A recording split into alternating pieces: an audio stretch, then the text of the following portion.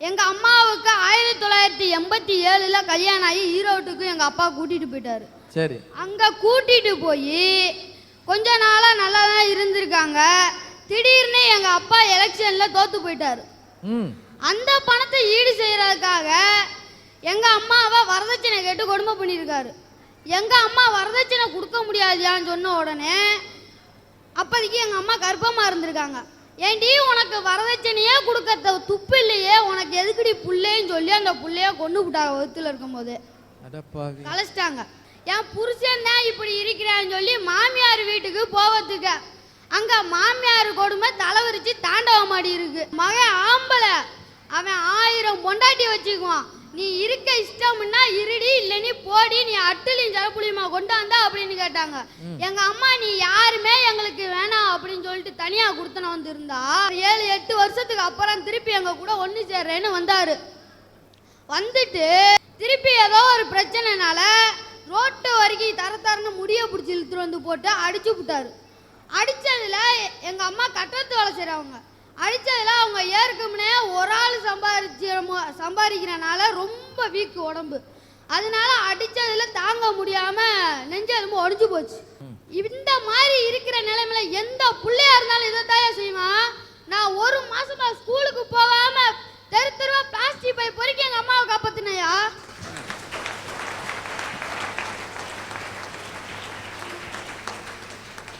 மோசமான ஒரு தகப்பன் ஒரு வீட்டில் இருந்தா சின்ன பிள்ளைகள் கட்டாயமாக குழந்தை தொழிலாளராக மாறித்தான் ஆக வேண்டும்னு இந்த பிள்ளையினுடைய வாழ்க்கை பாருங்க. எல்லா அப்பா மாதிரி எங்க அப்பா எங்க கூட இருந்திருந்தாருன்னா நாங்கெல்லாம் சந்தோஷமா இருந்திருந்தோம்னா, எங்க அண்ணன் இந்த வருஷம் படிப்பை நிப்பாட்டிட்டு வேலைக்கு போயிட்டு இருக்காயா, டாக்டர் பியூன் வேலைக்கு. எங்க அண்ணன் படிச்சிருப்பால. நீங்க கேட்கலாம் உங்க அண்ணன் படிக்கிறக்கும் நாடு முன்னேறக்கும் என்னடா சம்பந்தம்னு கேட்கலாம். ஐயா எங்க அண்ணன் படிச்சிருந்தானா நான் இந்த வருஷம் 10வது முடிக்க போறேன், முடிச்சுட்டு நிக்க போற நிலைமையில இருக்கேன். நான் படிச்சேனா இந்தியாவை முன்னேறதுக்கு ஏதாச்சும் ஒரு வலையில உறுதுணையா இருந்திருப்பல்லையா. அப்ப கண்டிப்பா அதுல என்ன அடங்குதுன்னு பாருங்க. பெண் சிசு கொலை, ஒரு பெண்ணுக்கு கொடுமை, தொழிலாளர் நிலை, இதெல்லாம் ஒளிஞ்சாதான் 2010 கண்டிப்பா இந்தியா வல்லரசு ஆகுறாங்க. அருமையா பிள்ளையினுடைய வாழ்க்கையை பாருங்க.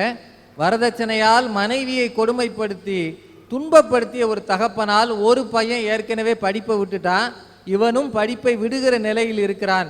இப்படி படிக்க வேண்டிய இளைஞர்கள் எல்லாம் படிக்காமல் போனால் வல்லரசாவது எப்படி அப்படின்ற ஒரு கேள்வி நம் முன்னால் நிற்கிறது. மங்கையராய் பிறப்பதற்கு நல்ல மாதவம் செய்திட வேண்டுமான்னு ஏன் சொல்றாங்க தெரியுமா? பிறக்கிறது பொண்ணுன்னு தெரிஞ்சா அத கருவிலேயே அழிச்சிடுறாங்க. அதுலயும் தப்புச்சு பிறக்குது பாத்தீங்களா அந்த பொண்ணு. அதுக்குத்தான் மங்கையராய் பிறப்பதற்கு நல்ல மாதவம் செய்திட வேண்டுமான்னு சொல்றாங்க. இதுக்கு இப்படி ஒரு அர்த்தம் இருக்குன்னு உங்க மூலம் தான் தெரிஞ்சுக்கிட்டான். சரி. இப்ப சாதாரணமா ரோட்ல பாத்தீங்கன்னு வச்சுக்கோங்களேன், நம்ம பசங்க இந்த பாலங்கட்டை இருக்குல்ல அதுல உட்காந்துட்டு போற வர பெண்களுக்கு மதி போடுவாங்க. டே மச்சான் அந்த ஃபிகருக்கு 75 மார்க் போடலாமாடா. என்னடா மச்சான் ஒரு ரசனை 45 கூட தேராதுடா போடா அப்படின்னு சொன்னதுக்கு அந்த மார்க் போட்டு தான் அந்த மார்க்கை விட்டாங்க. அப்படிதான் விடுறாங்க. சரி ஏன் விட்டான்னு இப்பதான் தெரியுது. இப்படி மார்க் போடுறாங்களே யூடிசிங்கிற பேர்ல உள்ளந்தள்ளுறீங்களே நீங்க, சரிதான் தப்பு இல்ல. இதுவே உலக நாட்டுல இருக்கிற பெண்களை எல்லாம் கூப்பிட்டு குறுக்கு மறுக்குமா நடக்க விட்டு உலக அழகில தேர்ந்தெடுக்கணுன்ற பேர்ல 4-5 பெருசு உட்காந்துட்டு தேர்ந்தெடுக்குதுல, அது எங்க போச்சு உங்க யூடிசிங் சட்டம்? அதை புடிச்சு உள்ள போடுறது தானே. அப்ப நாங்க ஒரு காட்சி பொருளாவா இருக்கோம்.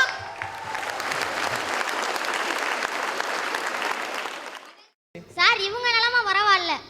நாங்க இவங்க வம்புழுத்தா எங்களை ஈவிடிசிங் கேஸ்ல உள்ள போட்டுருவாங்க.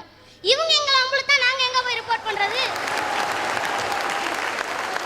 படிப்புல ஃபர்ஸ்டாவும் பேச்சுல ஃபர்ஸ்ட் எல்லாத்தையும் ஃபர்ஸ்டா வர ஒரு பெண் திருமணத்துக்கு பிறகு 2வது செகண்ட் ரேங்க் மார்க் எடுக்கிற அளவுக்கு ஏயா இருக்கு.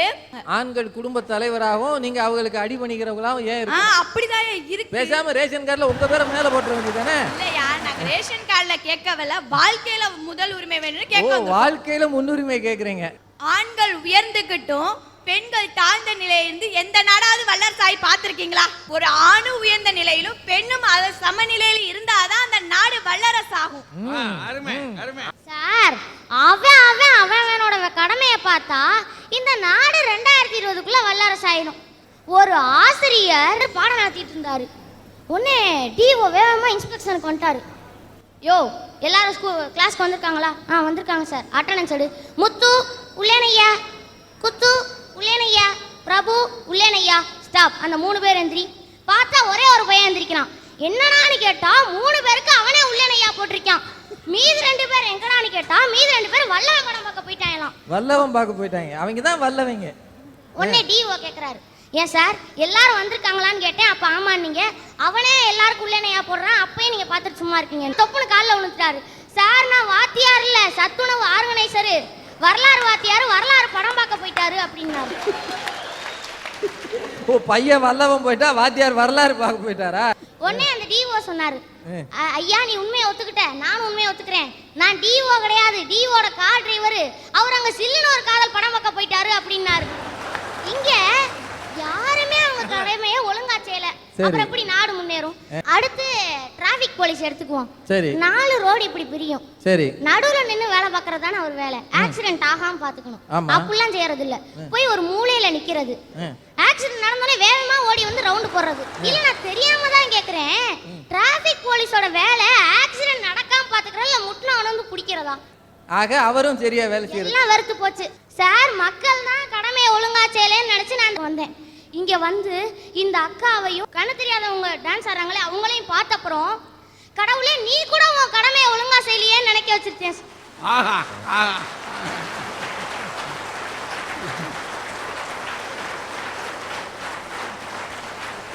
இவ்வளவு நேரம் விளையாட்டா பேசின தம்பி, கடவுளே இந்த மாதிரி படைப்புகளை எல்லாம் கொடுத்து சுனாமியால் அழிவுகளையும் கொடுத்து நீயே உன் வேலையை ஒழுங்கா செய்யலையே, நாங்க எப்படி செய்ய போறோம்னு பெரிய தத்துவம் பேசிட்ட.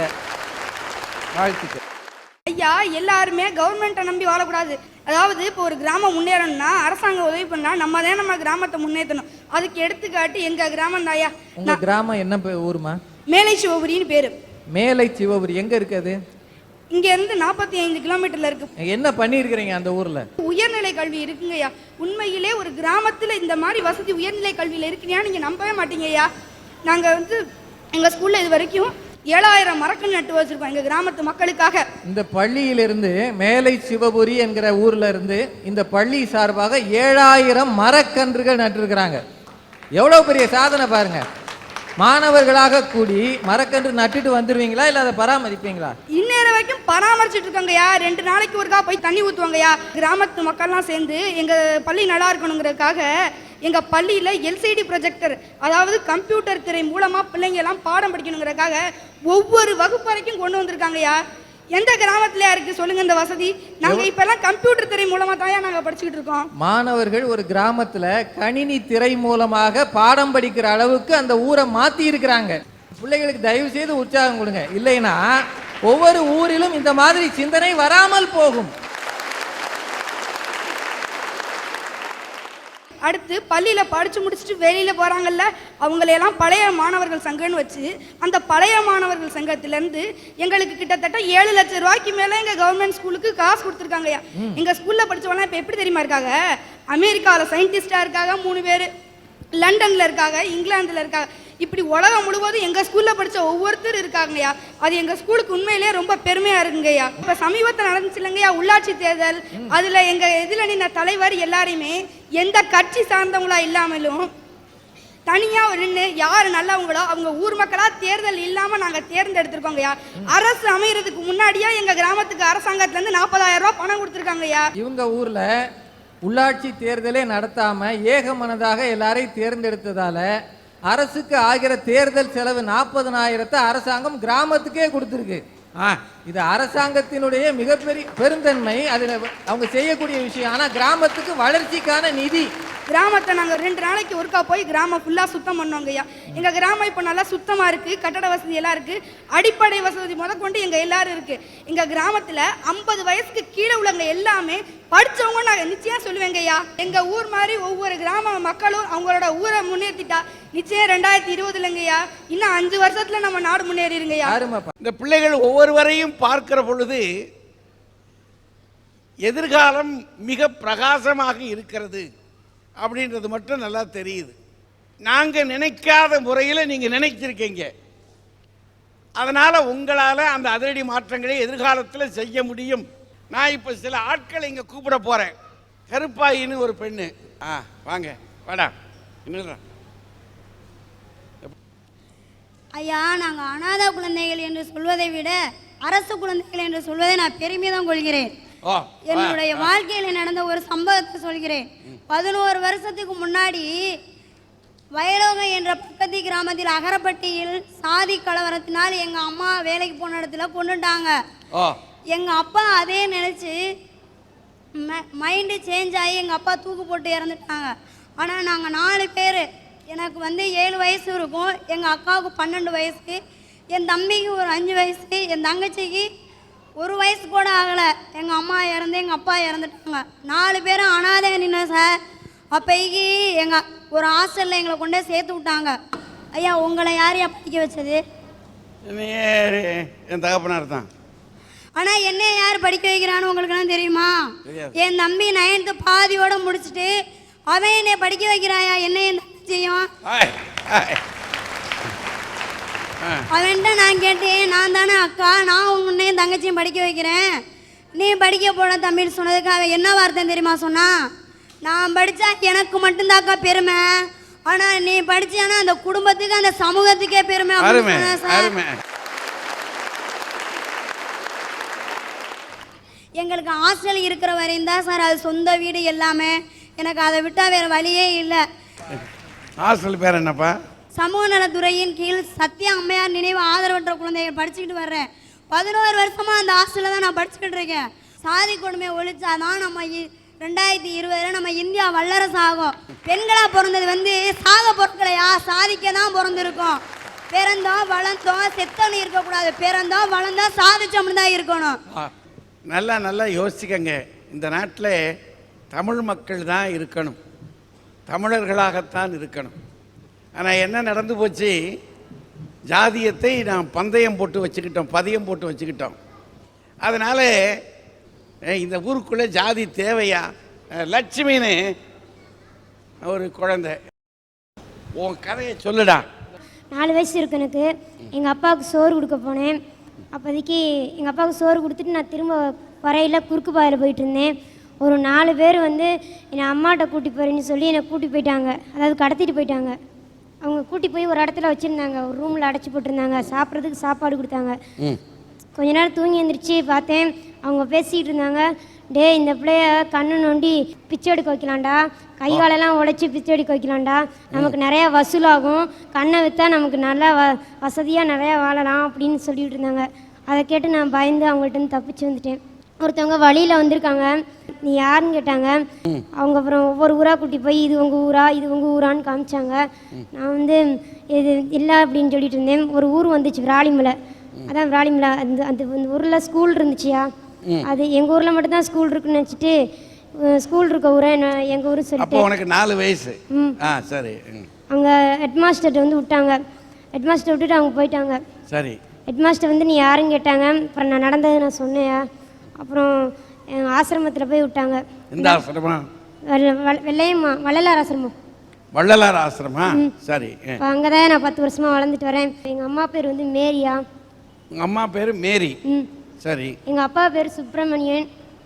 சுப்பிரமணியன். எங்கள் அண்ணன் பேர் பாஸ்கர். பாஸ்கர். எங்கள் அக்கா பேர் ஜான்சி ராணி. உலகமெங்கும் இந்த நிகழ்ச்சியை பார்த்து கொண்டிருக்கின்ற சன் டிவி நேயர்கள், இந்த பெண்ணை இப்ப பார்க்கிற நேயர்கள், எங்காவது இவர்களுடைய பெற்றோர்கள் இருப்பார்கள் நிச்சயமா. அவர்களுக்கு இந்த செய்தியை நீங்கள் கொண்டு போவீர்கள் என்று சொன்னால் இந்த குழந்தைக்கு நீங்கள் மிகப்பெரிய உதவியை செய்திருக்கிறீர்கள். அடுத்தது சங்கீதா. அனைவருக்கும் என்னுடைய வணக்கம். எங்கள் அப்பாவுக்கு எய்ட்ஸ் நோய் இருந்துச்சு, அதனால எங்கள் அப்பா இறந்துட்டாங்க. எந்த ஊர்? நான் லால்குடி திருமங்கலத்தில் இருக்கேன். லால்குடி கிராமம் தான். சரி. அவர் செஞ்ச அந்த அறியாமையால ஒரு பாவமரியாதை எங்கள் அம்மாவும் இறந்துட்டாங்க. ஓ, அவங்களுக்கு எய்ட்ஸ் வந்துருச்சு. சரி. அப்போ அவங்க 2 பேர் இறக்குறப்ப எனக்கு வயசு 10, என் தம்பிக்கு வயசு 5. இப்போ நான் ஒரு ஹாஸ்டலில் தங்கி படிக்கிறேன். என் தம்பியும் ஒரு அனாதை ஆசிரமத்தில் சேர்த்து விட்ருக்காங்க. அவனை பார்த்தே 4 வருஷம் ஆச்சு. கடவுள் எனக்கு உள்ளத்தில் தான் நோயை கொடுத்தாரு, ஆனால் எனக்கு உடல்லையும் ஒரு நோயை கொடுத்துருக்காரு. எனக்கு வந்து மூளையில் வந்து கட்டி இருக்குது. ஓ ஓ அதனால என்னால் படிக்க முடியல. ஓ பாருங்களேன், இது 3வது கிராமம். கிராமத்தில் இருக்கக்கூடிய இளைஞன் திருமணம் பண்ணிக்கிட்ட பிற்பாடு எங்கேயோ போய் எய்ட்ஸை வாங்கிட்டு வந்திருக்கிறான். அவன் வாங்கி கொண்டு வந்து ஏதுமறியாத மனைவிக்கு அதை விளைவிச்சிட்டான். அதில் விளைந்த பிள்ளை விளைவு என்ன? அந்த தகப்பன் செய்த தவற்றுக்காக இந்த பிள்ளை தன்னுடைய மூளையில் கட்டியை சுமந்துக்கிட்டு இருக்கான். இப்போ இதே சுகப்படுத்தணும், இதற்கு அறுவை சிகிச்சை செய்ய வேண்டும் என்றால் எவ்வளவு பணம் ஆகும்? பரீட்சை எழுத முடியலை, மயக்கம் வருது, ஃபிட்ஸ் வந்துடுது இல்லையா? ஃபிட்ஸ் வந்துடுது. அப்படின்னா ஒரு பெண் குழந்தை என்னை பாடுபடும்ன்றதை யோசிச்சு பாருங்க. எங்கே போகணும், அதை எப்படி செய்ய வேண்டும் என்பதற்கு 2 உதாரணம் நாம் இங்கே மேடையில் கேட்டோம். 2 காண்டி. ஒரு பக்கம் மேலை சிவபுரி, இந்த பாப்பா பேசிச்சு பார்த்தீங்களா? நான் அதை ரொம்ப கவனமாக கேட்டுட்டு வந்தேன். இந்த மேலை சிவபுரியிலே அந்த ஊர்க்காரர்களே சேர்ந்து 7000 மரம். யோசிச்சு பாருங்க.